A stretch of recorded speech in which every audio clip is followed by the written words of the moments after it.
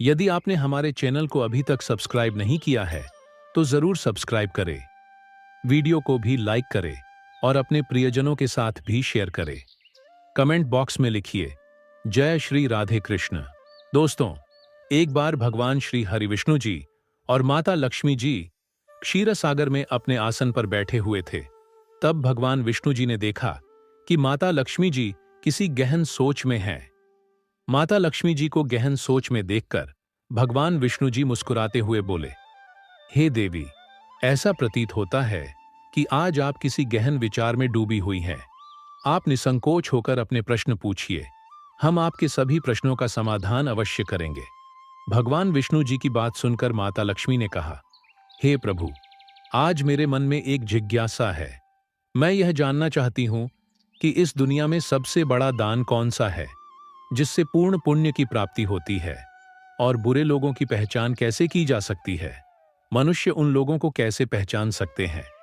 तब भगवान विष्णु जी ने माता लक्ष्मी जी से कहा, हे देवी, आपने सचमुच मानव जाति के कल्याण हेतु अति महत्वपूर्ण प्रश्न पूछे हैं। यह प्रश्न मनुष्य के जीवन में अत्यंत मूल्यवान है। इसलिए मैं आपको आपके इन प्रश्नों के उत्तर एक महत्वपूर्ण कथा के माध्यम से दूंगा। लेकिन आपको इस कथा को शुरू से लेकर अंत तक ध्यानपूर्वक सुनना होगा। तब माता लक्ष्मी जी ने उत्तर दिया, हे प्रभु, मैं आपको वचन देती हूं कि इस कथा को मैं पूरी श्रद्धा से सुनूंगी और इस कथा का प्रचार समस्त देवलोक में करूंगी।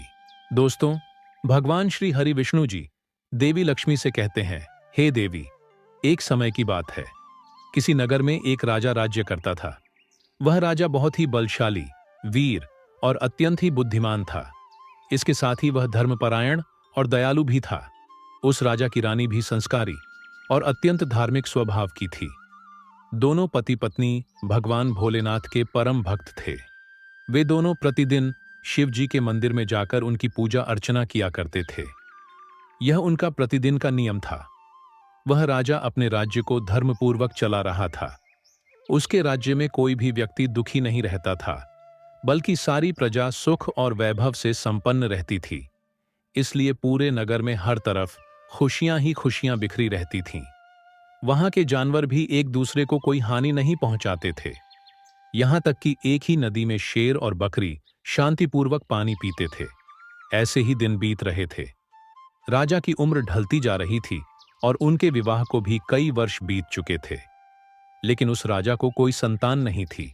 हालांकि राजा इस बात को लेकर अधिक चिंता नहीं करते थे। वह निश्चिंत होकर अपनी प्रजा के सुख दुख का ध्यान रखते और प्रजा भी उसे अत्यधिक प्रेम और सम्मान देती थी। एक दिन की बात है, वह राजा हर रोज की तरह अपनी पत्नी के साथ भगवान शिव जी के मंदिर की ओर जा रहे थे। तभी अचानक उसने देखा कि सामने वाले घर में एक स्त्री झाड़ू लगा रही है।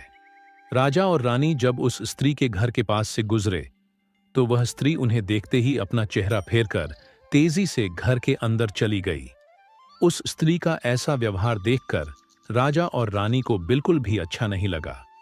राजा उस समय अपनी रानी के साथ भगवान भोलेनाथ की पूजा करने के लिए मंदिर जा रहा था।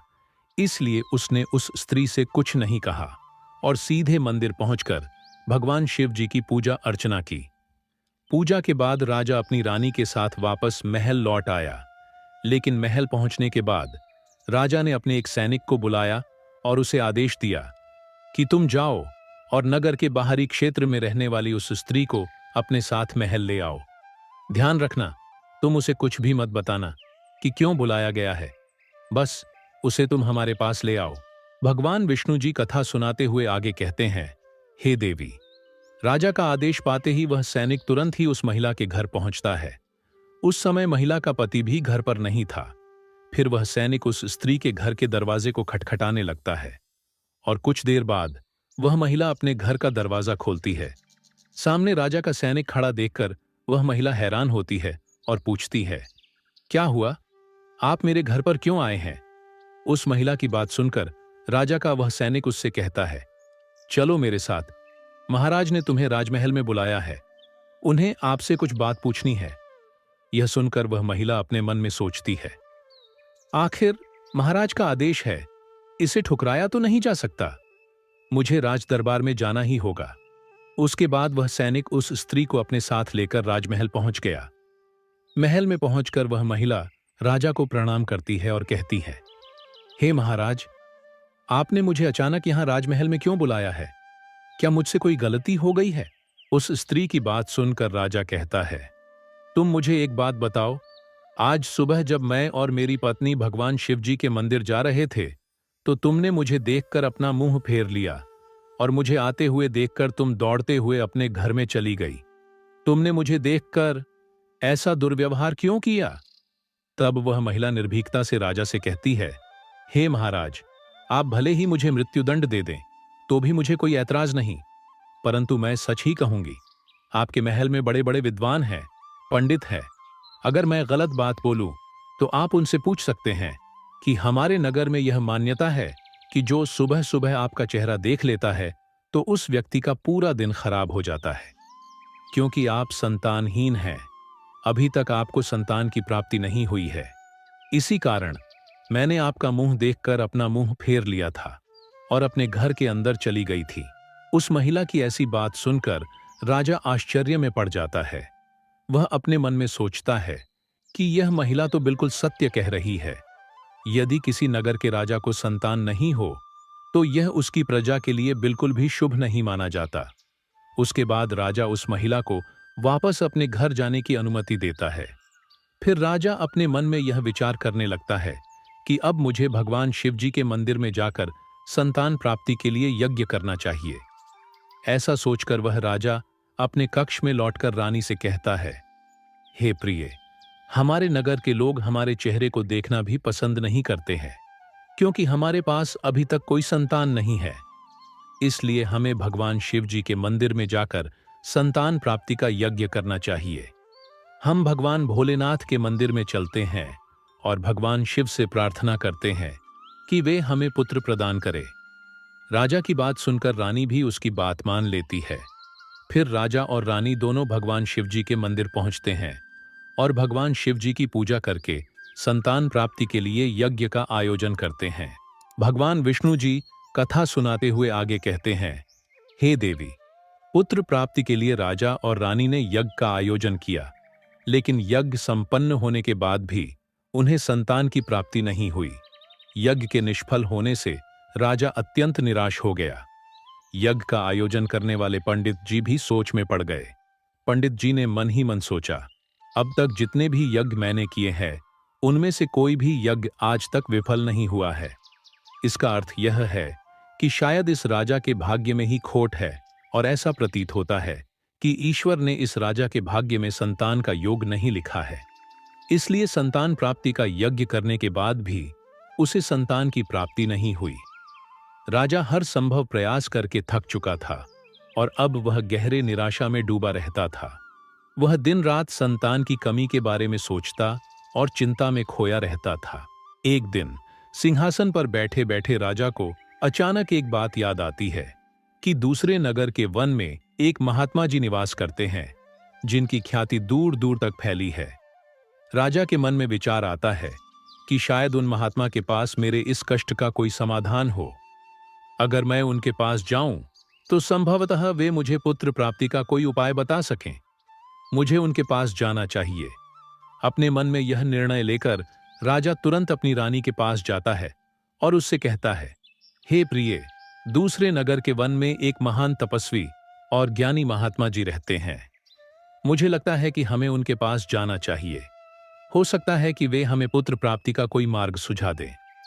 फिर रानी भी राजा की इस बात से सहमत हो गई।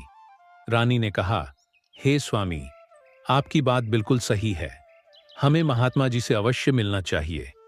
रानी की सहमति पाकर राजा और रानी दोनों ने एक रथ में बैठकर महात्मा जी के दर्शन के लिए दूसरे वन की ओर प्रस्थान किया।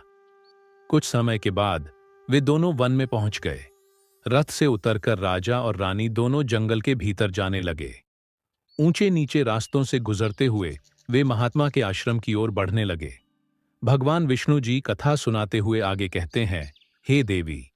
फिर राजा और रानी वन के भीतर महात्मा जी की कुटिया के पास पहुंच जाते हैं। वहां वे देखते हैं कि महात्मा जी एक विशाल वृक्ष के नीचे ध्यानमग्न होकर साधना में लीन है। यह दृश्य देखकर राजा और रानी कुछ देर तक खामोशी से खड़े रह जाते हैं, ताकि महात्मा जी की साधना में कोई विघ्न न आए। दोनों हाथ जोड़कर विनम्रता पूर्वक महात्मा जी के सामने खड़े रहते हैं। कुछ समय बाद महात्मा जी अपनी साधना से बाहर आते हैं और अपनी आंखें खोलते हैं। तब वे देखते हैं कि राजा और रानी उनके सामने अपने दोनों हाथों को जोड़कर खड़े हुए हैं। वे महात्मा जी उस राजा को अच्छी तरह से जानते भी थे, इसलिए वे राजा को देखते ही पहचान लेते हैं और राजा से मुस्कुराते हुए कहते हैं, हे राजन, आज आप यूं अचानक से हमारे पास किस प्रयोजन से पधारे हैं? तब राजा ने नम्रता से महात्मा जी को प्रणाम किया और अपनी व्यथा महात्मा जी को कह सुनाई। उसने बताया कि कैसे उन्होंने पुत्र प्राप्ति के लिए यज्ञ किया, परंतु सभी प्रयास व्यर्थ गए। यह सब सुनने के बाद महात्मा जी कुछ क्षणों के लिए मौन हो गए और अपनी आंखें बंद कर लीं। वे ध्यानस्थ होकर राजा के जीवन की घटनाओं का आंतरिक दृष्टि से अवलोकन करने लगे। कुछ समय बाद महात्मा जी ने अपनी आंखें खोलीं और गंभीर स्वर में बोले, राजन, मैंने आपके जीवन का एक ऐसा सत्य देखा है जिसे सुनकर आपको कष्ट हो सकता है। आपके पिछले जन्म में किए गए एक पाप का फल इस जन्म में आपके भाग्य पर भारी पड़ा है। आपने पिछले जन्म में एक ऐसा घोर पाप किया था जिसके परिणाम स्वरूप इस जीवन में आपके भाग्य में संतान प्राप्ति का योग नहीं है। इसी कारण से आपके सभी प्रयास निष्फल हो रहे हैं। भगवान विष्णु जी कथा सुनाते हुए आगे कहते हैं, हे देवी। महात्मा जी की बातें सुनकर राजा उनके चरणों में गिर पड़ा और विनती करते हुए बोला, हे महात्मन, कृपा करके आप ऐसा मत कहिए। आप ही हमारे दुख को हरने का कोई उपाय सुझाइए। राजा की यह व्याकुलता देखकर महात्मा जी ने उसे सहारा देकर अपने चरणों से उठाया और बोले, हे राजन, इतनी अधीरता आपको बिल्कुल भी शोभा नहीं देती। मैं अभी आपको आपके इस कष्ट का निवारण करने का उपाय बताता हूं, जिसे करने के बाद आपको अवश्य ही पुत्र की प्राप्ति होगी। इतना कहकर वे महात्मा जी अपनी कुटिया के भीतर जाते हैं और थोड़ी देर के बाद हाथ में एक कटोरी में खीर लेकर बाहर आ जाते हैं। उन्होंने वो खीर राजा को देते हुए कहा, राजन, महल पहुंचकर आप और रानी साहिबा दोनों ही स्नानादि के बाद इस खीर को प्रसाद के रूप में ग्रहण करें। ऐसा करने से आपको निश्चित ही पुत्र की प्राप्ति होगी। परंतु राजन, आप मेरी एक बात याद रखना, इस पुत्र की आयु मात्र 20 वर्ष की ही होगी। जिस दिन आपके पुत्र की आयु 20 वर्ष की होगी, उसी दिन उसकी मृत्यु हो जाएगी। महात्मा जी की इस बात को सुनकर राजा गहरी सोच में डूब गया। वह अपने मन में सोचने लगा, चलो 20 वर्ष के लिए ही सही, परंतु इस संतानहीनता का कलंक तो मिट जाएगा, हमें संतान का सुख तो मिलेगा। राजा ने मन ही मन इस बात को स्वीकार कर लिया और महात्मा जी से निवेदन किया, हे महात्मन, आपका आशीर्वाद और मार्गदर्शन स्वीकार है, कृपा करके हमें यह अवसर दे। महात्मा जी ने मुस्कुराते हुए राजा को आशीर्वाद दिया। राजा और रानी ने महात्मा जी को प्रणाम किया, उनकी चरण वंदना की और विनम्रतापूर्वक आभार व्यक्त किया। इसके बाद राजा और रानी अपने रथ में बैठकर महल की ओर लौट चले। इसके बाद महल पहुंचकर राजा और रानी स्नान आदि कर भगवान भोलेनाथ जी का प्रसाद मानते हुए श्रद्धा से उस खीर को ग्रहण करते हैं। उसके कुछ ही दिनों बाद रानी गर्भवती हो जाती है, जिससे रानी बहुत ही प्रसन्न हो जाती है। जब राजा ने यह शुभ समाचार सुना तो वह भी खुशी से झूम उठा। संतान प्राप्ति का यह सुखद समाचार सुनने के बाद राजा ने महात्मा जी के प्रति अपनी कृतज्ञता प्रकट करने का निश्चय किया। राजा अपने रथ में ढेर सारे फल, फूल, वस्त्र और अन्य भेंट सामग्रियां रखकर वन में महात्मा जी की कुटिया की ओर चल पड़ा। कुटिया के निकट पहुंचकर राजा ने अपने रथ को रोक दिया और विनम्र भाव से नीचे उतरकर महात्मा जी के पास पहुंचा। महात्मा जी ध्यानमग्न बैठे थे।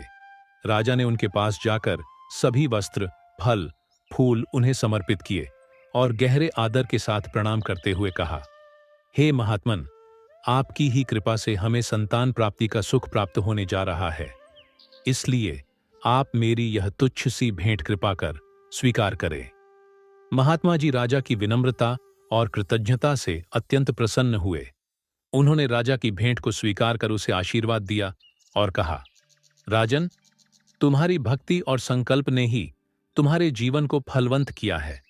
तुम्हारे हृदय में जो प्रेम और श्रद्धा है वह अनमोल है। जाओ, तुम्हारी संतान गुणवान और धर्मनिष्ठ हो। उसके बाद राजा ने महात्मा जी का आशीर्वाद पाकर उनसे विदा ली और अपने रथ में बैठकर वापस अपने महल की ओर प्रस्थान करते हैं। महल लौटकर राजा बहुत ही खुशियां मनाता है। भगवान विष्णु जी कथा सुनाते हुए आगे कहते हैं, हे देवी, ऐसे ही दिन बीत रहे थे। आखिरकार वह शुभ दिन आया जब राजा के यहाँ एक पुत्र का जन्म हुआ। पुत्र के जन्म से जैसे महल में खुशियों की बयार बहने लगी। राजा ने पुत्र प्राप्ति की खुशी में पूरे नगर में उत्सव का आयोजन किया। महल को फूलों और रंग बिरंगी रोशनियों से सजाया गया और प्रजा के बीच मिठाइयां बांटी गईं। पूरे नगर में हर्षोल्लास का माहौल छा गया था। राजा ने अपने पुत्र का नाम शौर्यवीर रखा। शौर्यवीर अपने पिता के ही गुणों का प्रतीक बनते हुए बड़ा होने लगा। वह अपने पिता की तरह ही धर्मनिष्ठ, आत्मानुरागी और परमेश्वर का अनन्य भक्त था। समय के साथ उसकी बुद्धिमत्ता, शौर्य और भक्ति के गुण प्रकट होने लगे, जिससे राजा का हृदय गर्व से भर उठता। शौर्यवीर के गुणों और आचरण को देखकर सभी आश्वस्त थे कि वह एक दिन अपने पिता की तरह महान राजा बनेगा। जैसे जैसे समय बीता, राजा का हृदय गर्व और खुशी से भरता गया। संतान सुख की प्राप्ति ने उसकी सभी चिंताओं को मानो हर लिया था और वह अपने पुत्र में संपूर्ण संसार का आनंद खोजने लगा। वह राजा पुत्र के प्रति अपने स्नेह में इतना डूब गया कि वह यह महत्वपूर्ण बात भी भूल बैठा कि उसके पुत्र की आयु मात्र 20 वर्ष तक की है। भगवान विष्णु जी कथा सुनाते हुए आगे कहते हैं, हे देवी, फिर एक दिन जब उस राजा को यह बात याद आती है कि उसके पुत्र शौर्यवीर की आयु मात्र 20 वर्ष की ही है, इसलिए जब राजा के पुत्र शौर्यवीर की आयु 15 वर्ष हो जाती है, तब वह राजा दिन रात पुत्र के भविष्य को लेकर व्याकुल रहने लगा। इस बीच एक अन्य नगर में एक महापराक्रमी राजा का राज्य था। उस राजा की एकमात्र पुत्री थी, जो अपनी सुंदरता और दयालुता के लिए प्रसिद्ध थी। वह देखने में ऐसी लगती थी मानो स्वर्ग की अप्सरा स्वयं धरती पर उतर आई हो। वह बहुत ही दानी स्वभाव की थी, क्योंकि उसने अपने माता पिता से धर्म और संस्कारों की शिक्षा ली थी। इसलिए उसका हृदय करुणा और उदारता से भरा हुआ था। वह प्रतिदिन सुबह उठकर पक्षियों को दाना डालती और अपने द्वार पर आने वाले साधु संतों, भिक्षुओं को सदा ही आदर से भोजन कराती थी। कोई भी भूखा उसके द्वार से खाली हाथ नहीं लौटता था। ऐसे ही दिन बीत रहे थे। उस राजा की पुत्री भी अपने गुणों के साथ बड़ी हो रही थी। एक दिन जब शौर्यवीर के पिता को यह बात पता चली कि दूसरे नगर में एक धीर वीर और पराक्रमी राजा राज्य करता है, जिसकी पुत्री गुणों की खान है, साथ ही वह अत्यंत सुंदर भी है, तो राजा ने अपने मन में सोचा कि ऐसी धर्मात्मा और तेजस्वी कन्या के साथ अपने पुत्र शौर्यवीर का विवाह करना उचित रहेगा। मुझे इसी प्रकार की कन्या की तलाश थी, जिसके साथ मैं अपने पुत्र का विवाह कर सकूं और हमारी वंश परंपरा को बनाए रख सकूं। इस विचार के साथ ही राजा ने अपने मन में निर्णय किया कि वह उस राजा से प्रस्ताव रखेगा, जिससे वह अपने पुत्र शौर्यवीर का विवाह उस सुंदर और धार्मिक कन्या के साथ कर सके। भगवान विष्णु जी माता लक्ष्मी से कहते हैं, हे देवी, फिर शौर्यवीर के पिता ने अपने पुत्र के विवाह का प्रस्ताव संदेशवाहक के माध्यम से दूसरे नगर के राजा तक पहुंचाया। जब दूसरे नगर के राजा ने यह प्रस्ताव सुना, तो उसने अपने मन में विचार किया कि चलो, अब मुझे अपनी पुत्री का विवाह कर देना चाहिए। और मैंने सुना है कि इस राजा के पुत्र की आयु मात्र 20 वर्ष ही है। इस राजा का पुत्र बहुत ही योग्य, पराक्रमी और धर्मपरायण है। भले ही उसकी आयु का भविष्य अनिश्चित हो, इसलिए अगर उसके यहाँ कोई पुत्र पैदा हो गया तो उसका वंश आगे बढ़ता रहेगा, जिससे मेरी पुत्री भी अपनी संतान के साथ सुखी रहेगी। इन विचारों को मन में संजोए हुए उस राजा ने शौर्यवीर के विवाह प्रस्ताव को सहर्ष स्वीकार कर लिया। फिर कुछ ही दिनों के भीतर शुभ मुहूर्त में शौर्यवीर का उस राजकुमारी के साथ विवाह हो गया। वह राजकुमारी न केवल सुंदर थी, बल्कि बहुत ही दयालु स्वभाव की थी। उसने अपने बचपन से ही यह नियम अपनाया था कि जब तक वह किसी भूखे या असहाय प्राणी को भोजन नहीं करवाती, तब तक वह स्वयं भोजन ग्रहण नहीं करती। उसके माता पिता ने उसे सेवा और दान की भावना सिखाई थी और उसने उसे अपने जीवन का अटूट हिस्सा बना लिया था। विवाह के पश्चात राजकुमारी का यह नियम उसके ससुराल में भी जारी रहा। हर सुबह वह महल के द्वार पर जाकर जरूरतमंद लोगों को भोजन करवाती और अपने हाथों से उन्हें अन्न दान करती। उसकी यह दया भावना देखकर महल के सभी लोग उसका बहुत सम्मान करने लगे थे। धीरे धीरे ऐसे ही समय गुजर रहा था और हर गुजरते दिन के साथ शौर्यवीर की उम्र भी बढ़ रही थी। राजा और रानी इस बात को लेकर मन ही मन चिंतित रहते कि उनका पुत्र अब अपने जीवन के अंतिम समय की ओर बढ़ रहा है। उन्हें महात्मा की वह भविष्यवाणी हमेशा याद रहती कि शौर्यवीर की आयु केवल 20 वर्ष ही होगी। इस दुखद सत्य को केवल राजा और रानी ही जानते थे। उन्होंने यह बात किसी और को नहीं बताई थी ताकि महल में कोई चिंता का माहौल न बने। जैसे जैसे शौर्यवीर की आयु 20 वर्ष की ओर बढ़ती जा रही थी, राजा और रानी के दिल की धड़कनें तेज हो जातीं। अपने पुत्र के प्रति उनका प्रेम और मोह इतना अधिक था कि वे चाहकर भी इस चिंता से मुक्त नहीं हो पाते थे।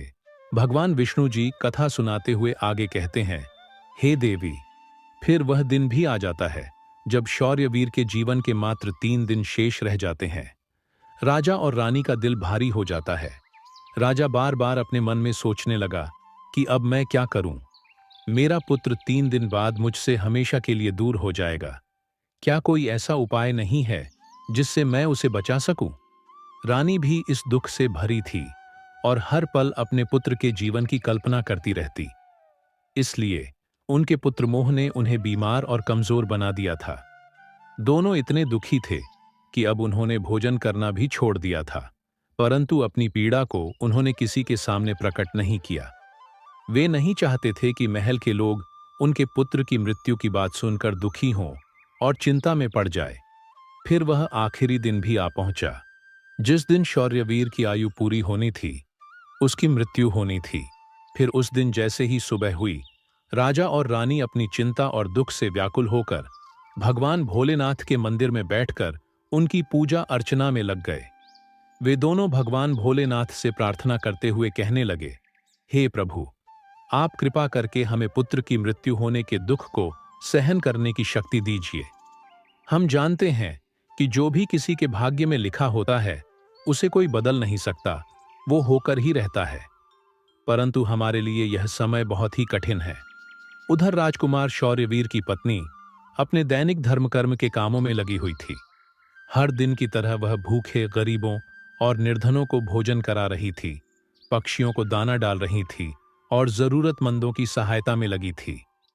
उसे अपने पति की आयु के बारे में कुछ भी पता नहीं था, इसलिए वह निश्चिंत होकर अपने कार्यों में मग्न थी। इसी बीच यमलोक में धर्मराज जी ने देखा कि आज राजकुमार शौर्यवीर की मृत्यु का दिन है, तो उन्होंने तुरंत ही अपने 2 प्रमुख दूतों को बुलाया और उन्हें आदेश दिया, जाओ और अब से कुछ समय बाद राजकुमार शौर्यवीर के प्राण उसके शरीर से निकालकर अपने साथ यमलोक ले आओ। परंतु ध्यान रहे कि उसकी मृत्यु एक विशेष कारण से होनी है। उसकी मृत्यु एक सांड द्वारा उसे पीछे से ठोकर मारने से ही होगी। जब वह सांड राजकुमार शौर्यवीर को पीछे से ठोकर मारेगा, तभी उसके प्राण हमारे पास आ सकेंगे। इसके लिए तुम दोनों एक सांड के पास जाकर उसे राजकुमार शौर्यवीर की मृत्यु के लिए प्रेरित करो।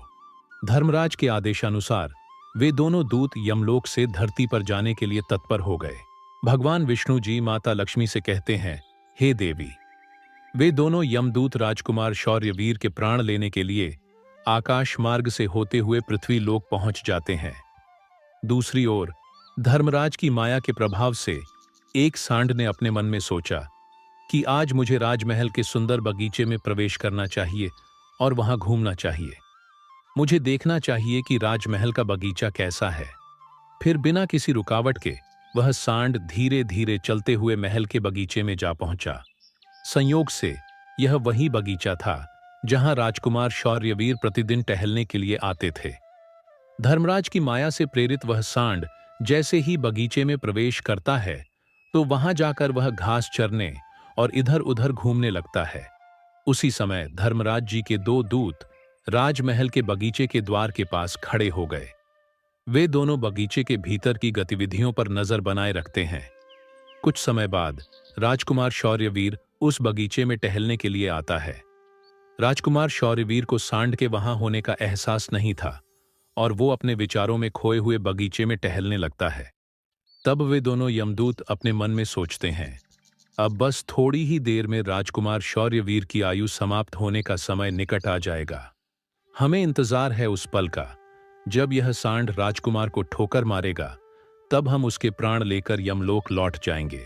जब वे दोनों दूत यह विचार कर रहे थे कि तभी क्या होता है कि एक अन्य नगर में एक निर्धन ब्राह्मण रहता था। उस ब्राह्मण की एक पुत्री थी जिसका समय रहते उसने विवाह कर दिया था, लेकिन दुर्भाग्य से उसकी बेटी का पति एक दुष्ट प्रवृत्ति का व्यक्ति था जो बहुत ही मदिरापान करता था, जुआ खेलता था और पराई स्त्रियों के साथ संबंध बनाता था। यही नहीं, वह अपनी पत्नी को नशे में धुत होकर अक्सर मारता पीटता था और उसे घर से निकालना चाहता था। उसकी इस आदत के कारण गरीब ब्राह्मण की बेटी बहुत ही दुखी और पीड़ित रहने लगी थी। लेकिन वह गरीब ब्राह्मण की बेटी जब अपने पति के साथ कुछ समय तक रही, तब एक दिन वह गर्भवती हो जाती है। इसलिए एक दिन उसने अपने पति की मारपीट से तंग आकर उसे छोड़कर वो अपने पिता के घर अपने मायके में आ जाती है। वह आंसुओं से भरी आंखों के साथ अपने पिता से कहती है, पिताजी, आज के बाद मैं अपने पति के साथ नहीं रह सकती, क्योंकि वह मुझे रोज मारता पीटता है और बुरी तरह से अपमानित करता है, और मैं उसके इस व्यवहार से तंग आकर उसको छोड़कर मायके चली आई हूं। मुझे क्षमा कर दीजिए, पर अब मैं अपने मायके में ही रहना चाहती हूं। उसका पिता अब बहुत ही वृद्ध हो चुका था और अब उसकी कमाई का कोई ठोस साधन नहीं था, जिसके कारण उसे प्रतिदिन नगर के विभिन्न घरों में जाकर भिक्षा मांगनी पड़ती थी ताकि वह किसी प्रकार अपने और अपने परिवार का पेट भर सके। भगवान विष्णु जी कथा सुनाते हुए आगे कहते हैं, हे देवी, जब उसकी बेटी का गर्भकाल पूरा हुआ तो उसने एक सुंदर पुत्र को जन्म दिया, लेकिन जन्म देने के बाद उसे बहुत तेज भूख लगने लगी। उसे भोजन की आवश्यकता थी। प्रसव के बाद भूख कई गुना बढ़ जाती है, इसलिए वह अपने पिता से भोजन मांगने लगी। दुर्भाग्यवश उसके पिता सुबह से ही भिक्षा के लिए नगर नगर गए हुए थे, परंतु रोज रोज भिक्षा मांगने के कारण उस दिन किसी ने उसे भिक्षा नहीं दी थी। भगवान विष्णु जी कथा सुनाते हुए आगे कहते हैं, हे देवी, गरीबी किसी भी मनुष्य के लिए एक सबसे बड़ा अभिशाप है और यह उसके आत्मसम्मान और अस्तित्व के लिए अत्यंत पीड़ादायक होती है। उधर उस गरीब ब्राह्मण को किसी ने भी भोजन नहीं दिया, इसलिए वह खाली हाथ ही घर वापस लौट आता है। इधर उसकी पुत्री भूख से बहुत ही व्याकुल हो रही थी। जब वृद्ध ब्राह्मण निराश होकर खाली हाथ घर लौटा और उसकी बेटी ने उसे बिना भोजन के आते देखा, तो वह दुखी होकर रोते हुए अपने पिता से बोली, पिताजी, अब मुझसे भूख सहन नहीं होती। पूरे 3 दिन बीत चुके हैं और मैंने भोजन का एक भी कण नहीं खाया है। अब तो ऐसा लगता है कि भूख के कारण मेरे प्राण ही निकल जाएंगे। लेकिन अगर आपको कुछ भिक्षा में मिला हो तो मुझे खाने को दे दीजिए, नहीं तो मेरे प्राण निकल जाएंगे। तब उसका वृद्ध पिता अपनी बेटी को सांत्वना देते हुए कहता है, पुत्री, मैं कुछ ही देर में लौटूंगा। मैं अब दूसरे नगर में जाऊंगा और वहां के राजा के महल के द्वार पर जाकर भिक्षा मांगूंगा। अगर वहां से मुझे कुछ भी मिल जाता है तो तुरंत तुम्हारे लिए लेकर आऊंगा। अपनी बेटी से यह कहकर वृद्ध ब्राह्मण वहां से निकल पड़ा। इधर राजकुमार शौर्यवीर की पत्नी, जो कि रोजाना गरीबों को भोजन करवाती थी, उस दिन उस नगर के राजा और रानी दोनों अत्यधिक बीमार पड़ गए थे, क्योंकि पुत्र मोह के कारण वे बहुत ही चिंतित थे और शौर्यवीर की पत्नी उनके कक्ष में थी। इसलिए आज उसने गरीबों को भोजन नहीं करवाया था, परंतु उसने अपने पति के लिए भोजन बनाया था और भोजन की थाल सजाकर रख दी थी कि जब उसका पति बगीचे से लौटेगा तो वह उसे भोजन कराएगी, क्योंकि उसका पति अपने माता पिता के पास बैठकर उनकी सेवा करके अपने बगीचे में घूमने के लिए गया हुआ था। भगवान विष्णु जी कथा सुनाते हुए आगे कहते हैं, हे देवी, इधर वह वृद्ध ब्राह्मण राजमहल के द्वार पर पहुंच जाता है। जब राजकुमार की पत्नी ने उसे देखा तो उसके मन में उस वृद्ध ब्राह्मण के प्रति दया उमड़ आई। उसके बाद वह वृद्ध ब्राह्मण उस राजकुमार की पत्नी की तरफ देखकर विनम्रता से उससे कहता है, हे पुत्री, यदि मुझे इसमें से कुछ भोजन मिल जाए तो तुम्हारा बड़ा ही उपकार होगा। राजकुमार की पत्नी को उस ब्राह्मण की बात सुनकर उस पर बहुत दया आई। उसने सोचा, यह तो कोई गरीब ब्राह्मण है जो भूखा है और मुझसे कुछ भोजन मांग रहा है। यह सोचकर राजकुमारी की पत्नी उसे भोजन देने के लिए तैयार हो गई। लेकिन अचानक वह अपने मन में सोचने लगती है कि यह भोजन तो मैंने अपने पति के लिए बनाया है। अगर मैं इसे यह भोजन दे दूंगी तो मेरे पति क्या खाएंगे।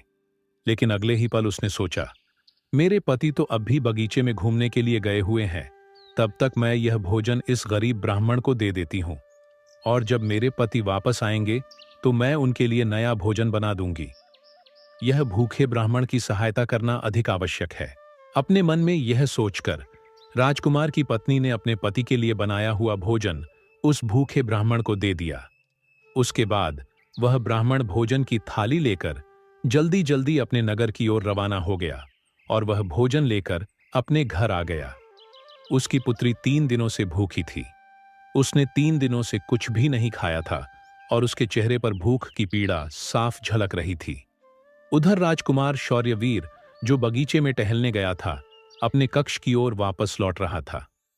बगीचे के बाहर खड़े यमदूत राजकुमार के प्राण लेने के लिए तैयार थे और एक सांड भी धर्मराज की माया से प्रेरित होकर वहीं घूम रहा था। वे दोनों यमदूत मन में सोच रहे थे कि बस अब कुछ ही पल बाकी है और जैसे ही सांड राजकुमार को पीछे से ठोकर मारेगा, हम राजकुमार के प्राण हर लेंगे और यमलोक लौट जाएंगे। भगवान विष्णु जी माता लक्ष्मी से कहते हैं, हे देवी। इधर वह वृद्ध ब्राह्मण अपने घर पहुंचा और उसने तुरंत अपनी भूखी बेटी को वह भोजन दे दिया। तब उसकी बेटी उससे कहने लगी, पिताजी, यह भोजन आप कहां से लाए हैं? तब वृद्ध ब्राह्मण ने उत्तर देते हुए कहा, पुत्री, यह भोजन मुझे दूसरे नगर की महारानी ने दिया है। उस नगर के राजा की पुत्रवधू बहुत ही दयालु और उदार हृदय की है। उसने मुझ पर दया करके मुझे यह स्वादिष्ट भोजन दिया है। उस भोजन को देखकर उस वृद्ध ब्राह्मण की बेटी की आत्मा से आशीर्वाद निकलने लगा।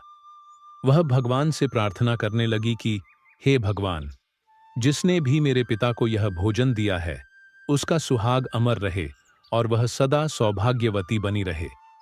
जैसे ही उसने भोजन का निवाला अपने मुंह में डाला, उसकी आत्मा की तृप्ति हो गई और उसकी आत्मा से सच्चे मन से आशीर्वाद निकलने लगे कि महारानी का पति दीर्घायु और स्वस्थ रहे। इधर राजकुमार शौर्यवीर अपने महल की ओर बढ़ रहा था और बगीचे के बाहर खड़े यमदूत उसकी मृत्यु का बेसब्री से इंतजार कर रहे थे। परंतु जैसे ही राजकुमार बगीचे में उस सांड के सामने पहुंचा, तो सांड ने तुरंत उसे पीछे से ठोकर मारने के लिए अपनी ताकत जुटाई। वह अपनी सींगों से उसे मारने ही वाला था कि तभी अचानक से 2 देवदूत वहां प्रकट हो जाते हैं और अपनी दिव्य शक्ति से उस सांड को बेहोश कर देते हैं। वह सांड हिल भी नहीं पा रहा था। उसमें आगे बढ़ने की बिल्कुल भी शक्ति नहीं बची थी। इस पर वह सांड अपने मन में सोचने लगा कि यह मुझे क्या हो गया। अभी तो मैं इस राजकुमार को पीछे से ठोकर मारने आया था और अब मैं खुद ही चलने में असमर्थ हूं। उसकी समझ में नहीं आ रहा था कि यह सब कैसे और क्यों हो रहा है। भगवान विष्णु जी माता लक्ष्मी से कहते हैं, हे देवी, यह सब उस ब्राह्मण की भूखी बेटी के आशीर्वाद का प्रभाव था जो उसने भोजन करते समय दिया था। उस आशीर्वाद की शक्ति के कारण ही वे देवदूत वहां आकर खड़े हो गए थे। इसके बाद वे देवदूत यमराज के उन दूतों से कहते हैं, हे यमदूत, तुम इस राजकुमार के प्राण नहीं ले सकते। जिस प्रकार श्राप असर दिखा सकता है, उसी प्रकार आशीर्वाद भी फलित हो सकता है। अब राजकुमार और सांड के बीच वे 2 देवदूत आशीर्वाद रूपी दीवार बनकर खड़े थे और राजकुमारी का दान मृत्यु के समय को आगे नहीं बढ़ने दे रहा था। फिर वे यमदूत उन देवदूतों से कहते हैं, हे देवदूतों, तुम सभी यहां से लौट जाओ और हमें हमारा काम करने दो, क्योंकि हमारा उद्देश्य है इस राजकुमार के प्राण लेकर यमलोक लौट जाना। तब देवदूतों ने दृढ़ता से उत्तर दिया, नहीं यमदूतों, ऐसा कभी नहीं हो सकता। हमारे रहते यह असंभव है, क्योंकि हमें स्वयं भगवान शिव जी ने यहां भेजा है। दोनों पक्षों के बीच बहस छिड़ गई और फिर यह बहस धीरे धीरे एक युद्ध में बदल गई। देवदूतों की अद्वितीय शक्ति के सामने यमदूत असहाय हो गए और हार मानकर वापस यमलोक लौट गए। यमलोक में पहुंचकर यमदूतों ने यमराज जी से कहा, हे महाराज, हम उस राजकुमार के प्राण नहीं ले पाए। तब यमराज जी अपने उन दूतों से कहते हैं, यह कैसी विडंबना है, तुम लोग खाली हाथ क्यों वापस लौट आए? यमराज जी की बात सुनकर यमदूत यमराज जी से कहते हैं, हे महाराज, हम उस राजकुमार के प्राणों को लेने के लिए गए थे, लेकिन अचानक से पता नहीं दो देवदूत हमारे सामने आकर खड़े हो गए और उन दोनों के सामने हमारी कोई भी शक्ति काम नहीं कर पाई। यमराज यह सुनकर सोच में पड़ गए और बोले, ऐसी कौन सी बड़ी शक्ति है जो उस राजकुमार की मृत्यु के मार्ग में बाधा बन रही है? फिर वे यमदूत यमराज जी से कहते हैं, हे महाराज, एक तो उसके दान की शक्ति और आशीर्वाद की शक्ति, जिसने देवदूतों को और भी शक्तिशाली बना दिया है। तब यमराज जी अपने दूतों से कहते हैं, लगता है यह कार्य तुमसे नहीं हो पाएगा, तुम लोग रहने दो, मुझे स्वयं पृथ्वी लोक पर जाकर उस राजकुमार के प्राण लेने होंगे। भगवान विष्णु जी कथा सुनाते हुए आगे कहते हैं, हे देवी।